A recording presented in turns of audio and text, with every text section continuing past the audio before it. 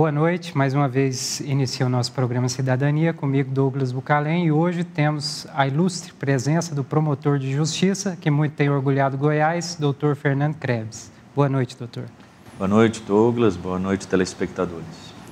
Doutor Fernando Krebs, o senhor, que é um grande representante do Ministério Público do Estado de Goiás, queremos agradecer a sua presença e nós queremos saber como foi a sua chegada do Rio Grande do Sul em Goiás e o início da sua carreira. Eu cheguei em 1992, há 25 anos atrás, em fevereiro de 92, e fui promotor em Petrolina de Goiás. Lá eu permaneci durante 6 meses, depois fui para o norte, para Mara Rosa, Uruaçu e Porangatu, e finalmente cheguei em Rio Verde, onde fiquei durante cerca de 1 ano. Depois fui para Anápolis, fiquei mais 6 meses até chegar em Goiânia.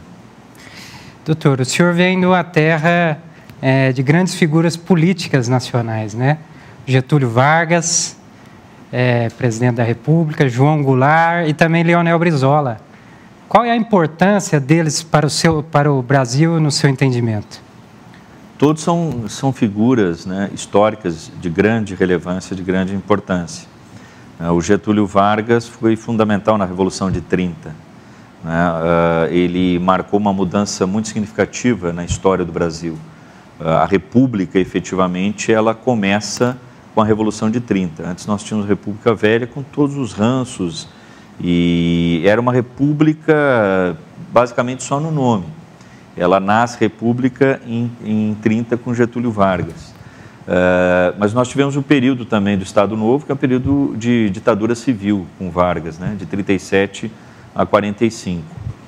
O João Goulart acabou tendo, desses 3 célebres gaúchos, né, é o que tem um espaço menor na história, embora tenha tido um governo importante, ele logo em seguida é deposto, né, pelo golpe de 64.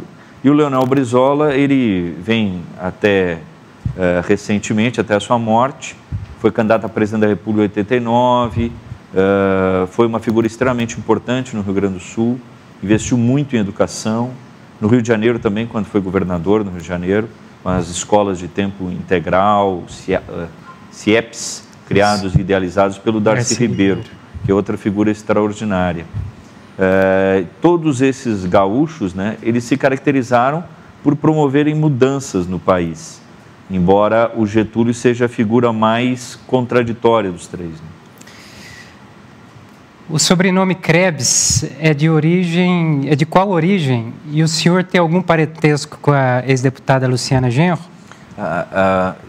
O Krebs é alemão, né? Eu tenho um parentesco bem distante por conta da mãe dela, que é Krebs. Né? E a família Krebs, ela cresceu muito, tem umas 3 ramificações no Rio Grande do Sul. Por que o senhor optou pela área do direito e qual é a sua formação acadêmica? Eu optei pelo direito por uma razão muito simples. Né? Afinal de contas, eu era péssimo em matemática e não gostava dessa ideia de medicina. Né? Então, como eu não gosto de hospital, não gosto de entrar no hospital, não gosto nem de tirar sangue, eu não tinha outra alternativa a não ser ir para as ciências humanas. Daí, eu escolhi o direito. Né? No primeiro momento, meio que forçado pela família, mas depois eu me apaixonei pelo direito e acho que não dá para se arrepender pela escolha que eu fiz. Né? Eu gostava muito de história, das ciências humanas, e daí o direito foi mais ou menos automático, né? Até porque a família toda é formada por advogados. Né? Ser promotor no Brasil é uma tarefa árdua hoje? Nós vemos assim muito que as pessoas enxergam muito o lado glorioso do magistrado, do promotor de justiça, pelas suas prerrogativas. E, de fato, de direito, são necessárias para o exercício da profissão. Mas é penoso ser promotor no Brasil? Ser um promotor de justiça, na verdadeira acepção do termo, né? Tentar promover justiça em um país com tanta injustiça. E foi isso que me levou a ser promotor de justiça, a querer mudar essa realidade, né? Essa realidade de injustiça que sempre me calou muito fundo na alma mesmo, né? Mas, infelizmente, o direito e essas carreiras, a magistratura e o Ministério Público, são carreiras muito bonitas, elas perderam muito do seu glamour nos últimos anos e sendo substituída pela medicina. Hoje os jovens querem ser médicos, né, e não querem ser promotores ou juízes. E nós precisamos de médicos, sem dúvida alguma, mas também precisamos muito de promotores, né, para promover justiça, e a nossa realidade prova bem isso, né? É muito penoso, porque nós estamos assistindo, né, os ataques à nossa instituição há muitos anos. Quanto mais justiça o Ministério Público faz, mais ele é atacado, e os seus membros também. Mais recentemente, nós tivemos o Roberto Gurgel, no julgamento do mensalão, duramente atacado. Os mensaleiros foram condenados, foi um fato histórico extremamente importante no mundo jurídico brasileiro, na história do Brasil, um marco muito importante, e agora a Lava Jato. Chegando, inclusive, nós estamos nas vésperas da primeira ação penal contra um presidente da República no exercício do seu mandato. Após ter sido vergonhosamente absolvido pelo TCE, ele será processado criminalmente no Supremo Tribunal Federal. E aí, aquela mesma Câmara dos Deputados, né, que cassou uma presidente da República, e eu acho que deveria ter sido cassada, mas é verdade que por fatos muito menos graves do que os hoje atribuídos ao presidente da República, terá que dizer se ela tem o seu corrupto de estimação ou não. E os partidos políticos que, à época, se manifestaram a favor do impeachment, né, terão agora a oportunidade de mostrar se de fato tem alguma coerência. Só para explicar um pouco melhor para os nossos telespectadores, quais as funções e quais as medidas o promotor realiza no dia a dia no seu gabinete e também dentro do tribunal, na tribuna. O que faz um promotor de justiça, né? Ele não é um auxiliar, um assessor do juiz, ele não é um assistente do advogado. O que ele é? É muito simples dizer, ele é advogado do povo, da sociedade. Ele é um defensor do povo. Ah, mas e o defensor público? A nomenclatura no Brasil, ela leva as pessoas a realmente não entenderem o que os cargos significam, né? Na verdade, o defensor público, ele é um advogado dos pobres, mas para questões individuais. O Ministério Público, ele é o legítimo defensor do povo, da sociedade, para as grandes questões. Quais são as grandes questões? Aquelas em que há interesse público. Ou seja, não são aquelas ações judiciais onde eu posso perdoar o réu, porque ele não pagou meus aluguéis, ou não pagou a dívida. Não é? O promotor, ele representa a sociedade nas ações penais, porque seria um absurdo que a vítima tivesse que constituir um advogado para se processar o criminoso. Seja ele o homicida, não é? O latrocínio, o assaltante, não é? Aquele indivíduo que praticou um furto, seja qual for o crime. Então, o Ministério Público, ele é o autor, o titular da ação penal, não é? E atua nos processos criminais porque todos eles têm interesse público. E, além disso, atua também no combate à corrupção, que é hoje a pauta número 1 do país, na defesa do patrimônio público, que é também sumamente importante, na defesa do meio ambiente. Nós estamos aí com a ameaça do aquecimento global, só não acredita nele o Trump e algum outro indivíduo aí na Terra, né? A grande maioria acredita, porque de fato é uma ameaça global, né? Além da defesa do consumidor, da defesa da juventude, ou seja, o Ministério Público atua sempre em que houver interesse público na ação judicial, mas também extrajudicialmente, né? Evitando lesões à população, através do inquérito civil público, das recomendações administrativas, prevenindo ilegalidades. Quando é que surgiu o Ministério Público no Brasil? Ele é um dos primeiros países a adotar o Ministério Público, existem ele em outros lugares, e por que ele é necessário? Os estudiosos do Ministério Público dizem que nós encontramos resquícios do Ministério Público lá no Antigo Egito, nos procuradores dos faraós. Mas eu acredito que o Ministério Público nasce efetivamente na França, né, era a figura dos agentes do rei, os procuradores do rei, os advogados do rei, que defendiam o interesse do Estado. Mas de lá ele evoluiu para deixar de defender o interesse do Estado e passar a defender o interesse da sociedade, como faz no Brasil e no resto do mundo. O Ministério Público, como hoje nós o conhecemos, nasce efetivamente com a Constituição Cidadã de 88, não é? Mas ele já existe antes dela, não é? Inclusive o Tancredo Neves era promotor, não é? E várias outras figuras da República. Nos Estados Unidos, nós temos vários políticos que foram promotores também, né? O Ministério Público tem muito poder nos Estados Unidos. E na Europa, ele tem uma atuação limitada basicamente à esfera criminal. No Brasil, ele tem como diferencial, um diferencial superior à legislação dos outros países, é que ele tem uma atuação maior na área de interesses difusos e coletivos, porque aqui a nossa história exigiu essa atuação por parte do Ministério Público. É muito interessante, aqui num dos nossos programas esteve presente o ex-deputado federal do PCdoB, Aldo Arantes, que nos trouxe relevantes assuntos importantes. Ele foi deputado, além de ter sido deputado eleito, foi deputado constituinte.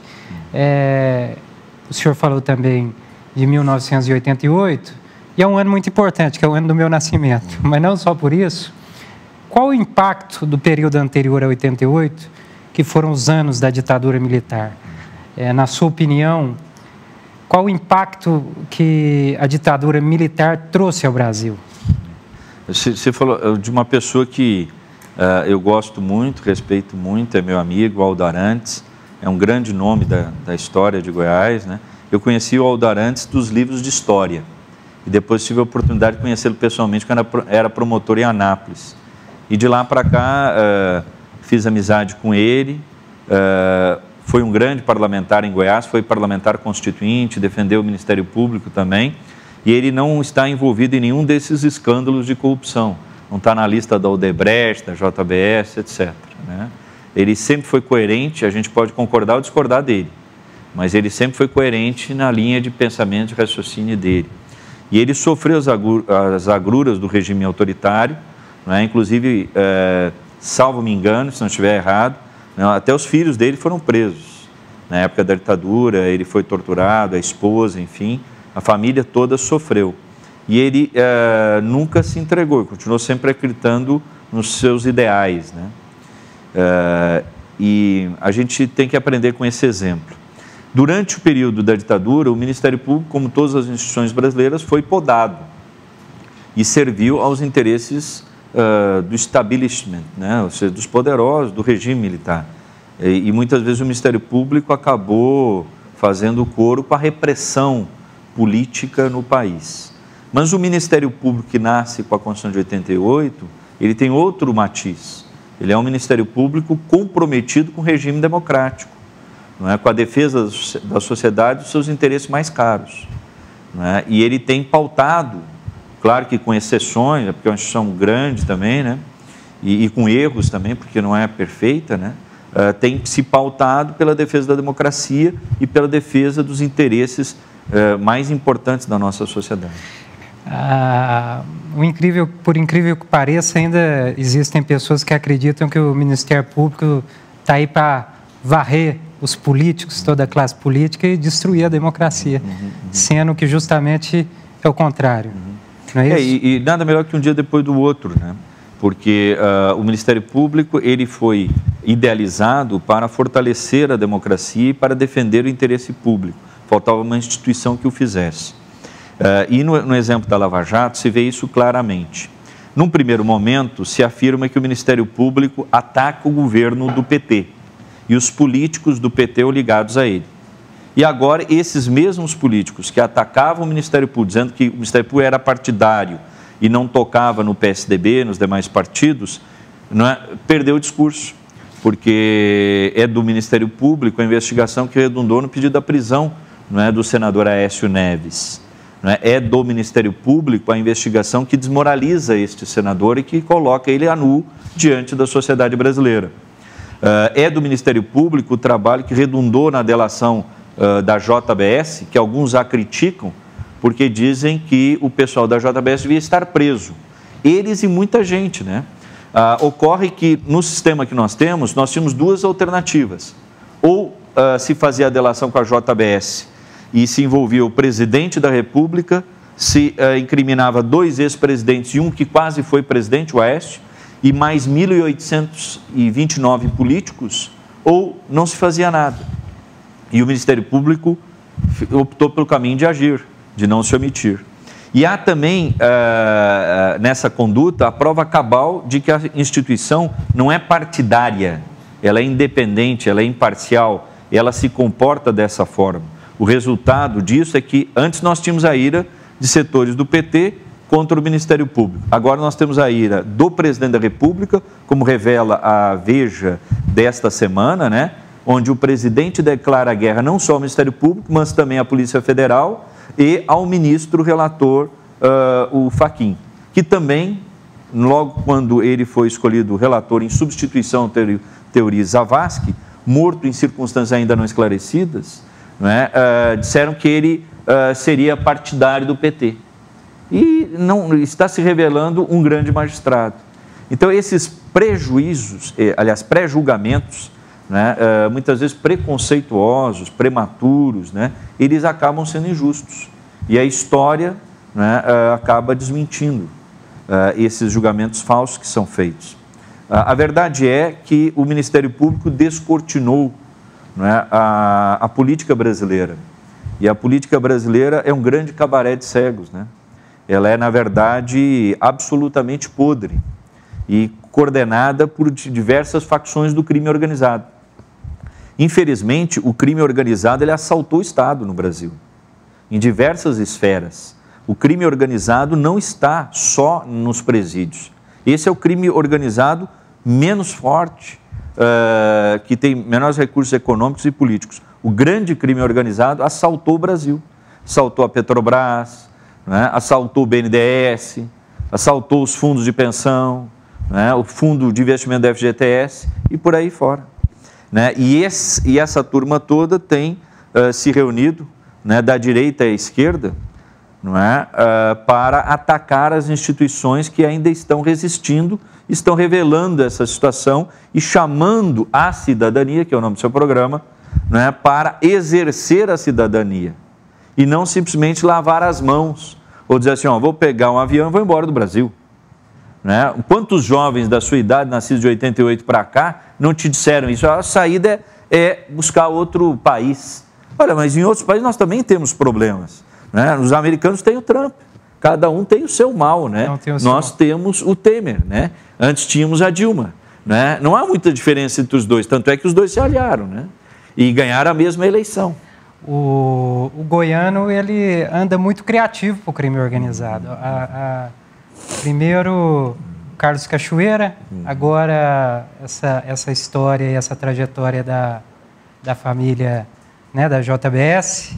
Então, o Mário Puzo, se tivesse vivo, ia querer participar desses roteiros. Também a criatividade que o goiano tem tido para trazer grandes escândalos nacionais da política. Nós não podemos esquecer também de um que é sempre poupado, mas também é goiano, é anapolino e é muito próximo à JBS, que é o ministro da Fazenda, o Henrique Meirelles.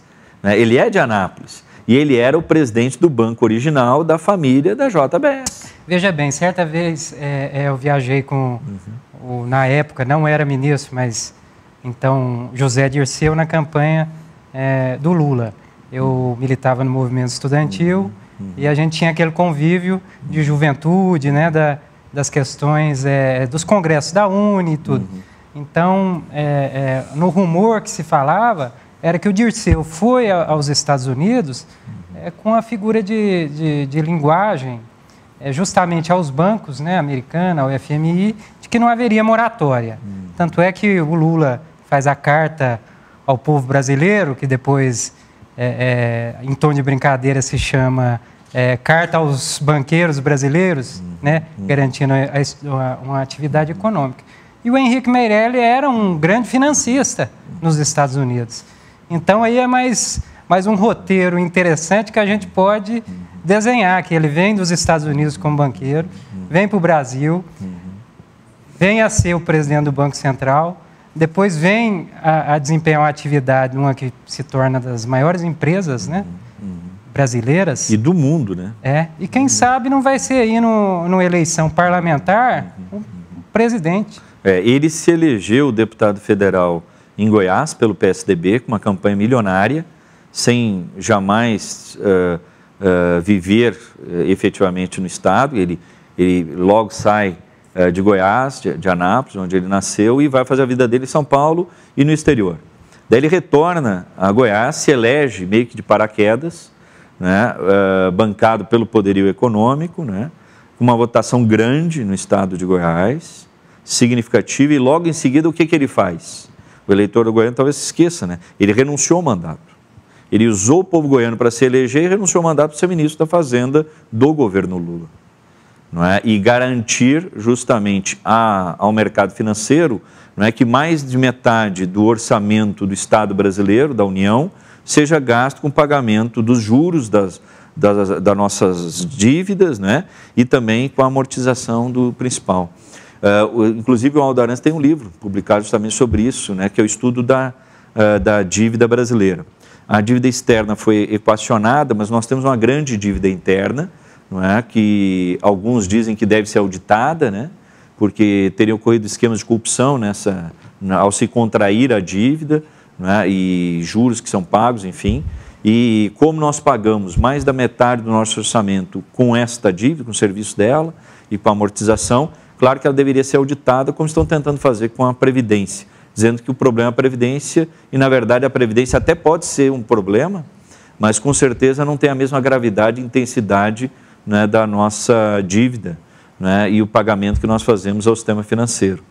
Né? Esses dias eu assisti a Globo News e a jornalista dizia assim com muita alegria que os juros tinham caído cerca de 70%, mas estavam, se não me engano, em 420%. Quer dizer, juros que caem 70% não é para comemorar se eles continuam no patamar de 420%. É para a gente chorar. Né? Com certeza. Falando ainda de política goiana, a que se deve o tempo novo do Marconi, que nunca envelhece e ele continua tão articulado e tão forte politicamente depois de 2 décadas no poder? Eu acho que, olhem só, temia-se que o Lula fizesse um governo de esquerda, um governo que estatizaria setores da economia e que comprometeria o grande capital, os empresários, os banqueiros, etc. Daí a carta ao povo brasileiro e a escolha do Henrique Meirelles, que renunciou ao mandato de deputado federal em Goiás para ser ministro da Fazenda. E aí a gente viveu um momento de crescimento na economia mundial e no Brasil também, que o governo Lula lucra com isso, né? E os empresários lucraram com isso, ganharam muito. Né? Os Joesleys, os Eike Batistas da vida, que com certeza não foram só esses, ganharam muito com isso. O sistema bancário ganhou muito nos governos do PT, nos governos do Lula. Né?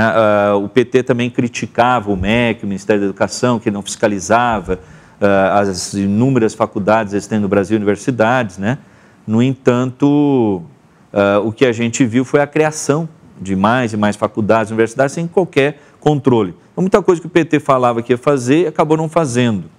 Né? E ele buscou essa aliança com o empresariado. Eu acho que o grande segredo do sucesso do governo Marconi, da sua permanência, é justamente a cooptação dos empresários goianos.